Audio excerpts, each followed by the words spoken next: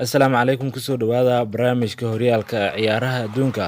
Qodobada barnaamijka horyaalka ciyaaraha adduunka aad ku daawan doontaan waxaa ka mid ah Arsenal oo guul ku bilowday xilli ciyaareedka cusub horyaalka English Premier League xilli ay garaaceen kooxda Crystal Palace, kooxda Bayer oo xasuuqday kooxda Frankfurt. Qodobada kale ee barnaamijka aad ku daawan doontaan waxaa ka mid ah kooxda Everton oo garoonkeeda kusoo dhaweyn doonta kooxda Chelsea. sidoo kale qodobada kale barnaamijka waxaa ka mid ah Fulham oo iyagana dhankooda garoonkooda kusoo dhaweyn doona kooxda Liverpool. Ilkay Gundogan oo magacaabay afarta xul ee ugu cadcad ee ku guuleysan kara koobka adduunka ee sanadkan.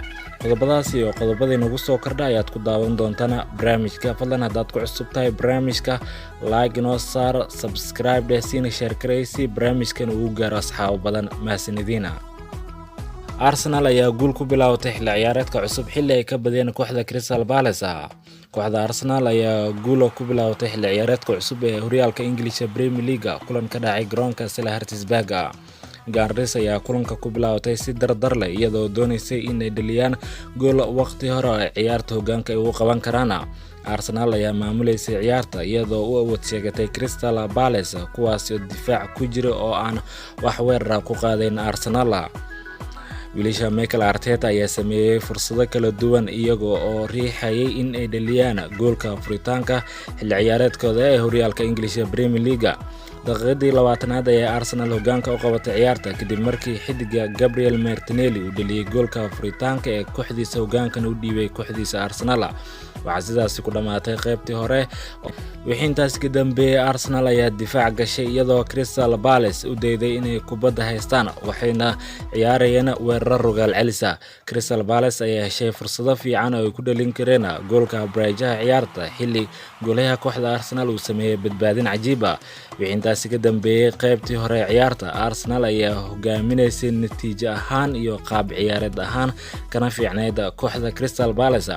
qaybtii dambe ayay Arsenal si ka duwan sidii qaybtii hore ku soo gashay ciyaarta iyadoo kaliya difaac ku jirtay oo ogolaatay Crystal Palace inay maamulaan ciyaarta. sidoo kale Arsenal ayaa ciyaaraysay weerar rogaal celis oo ay ku halis gelinaysay kooxda Crystal Palace kuwaas oo raadinaya goolka barbaraha ciyaarta. Crystal Palace ayaa daqiiqadii ugu horeeyay ee qaybtii hore ku dhawaatay in ay dhaliyaan goolka breajaha laakiin goolaha kooxda Arsenal ayaa sameeyay badbaadin fiican.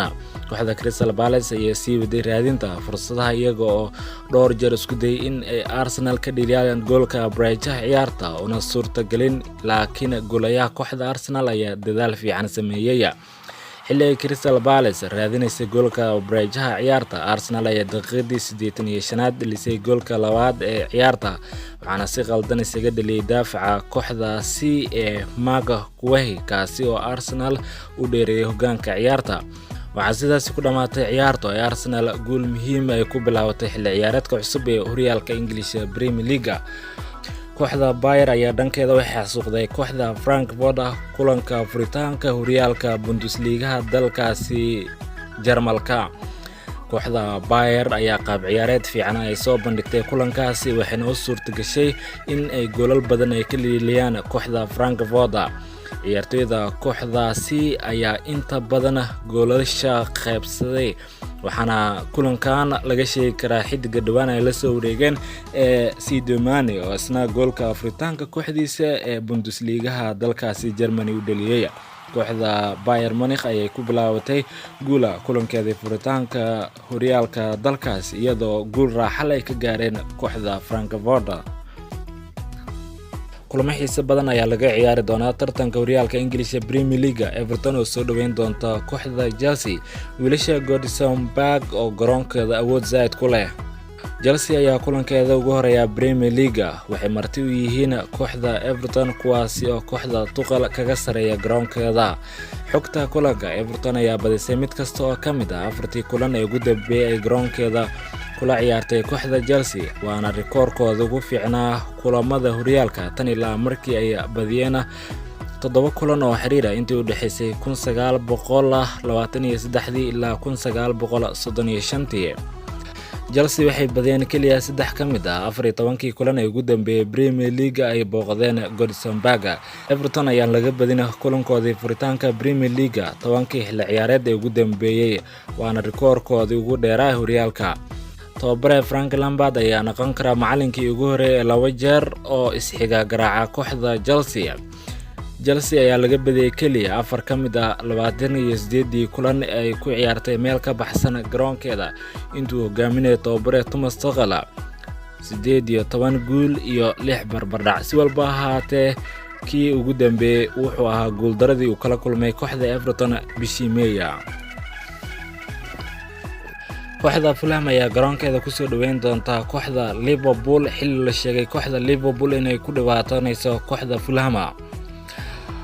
Kooxda Liverpool ayaa bilaabi doonta xilli ciyaareedka cusub ee Premier League iyadoo marti u noqon doonta kooxda Fulham kulan ka dhici doona garoonka Craven Cottage. Liverpool ayaa isha ku haysa in ay guul ku bilaabato xilli ciyaareedka cusub kana talaabsato kooxda ku soo laabatay horyaalka Premier League ee Fulham.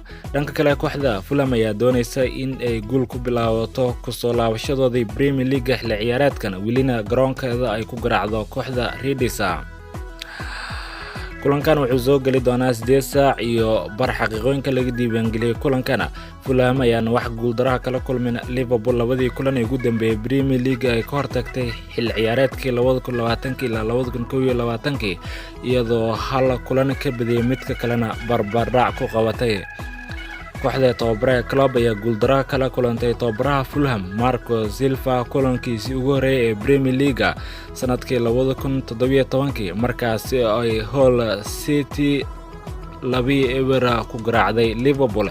Bixintaasi ka dambeeyay Klopp ayaan guuldaro kala kulmin Marco Silva. Liverpool ayaa badisay kulankoodii ugu horeeyay Premier League 4 xilli ciyaareed ee ugu dambeeyay iyagoo dhaliyay ugu yaraan 3 gool kasta. Fulham ayaan wax guul ah gaarin Premier League 10 kulan ee ugu dambeeyay iyadoo guushoodii ugu dambeysay ahayd midii ay 1-0 ay kaga badiyeen kooxda Liverpool.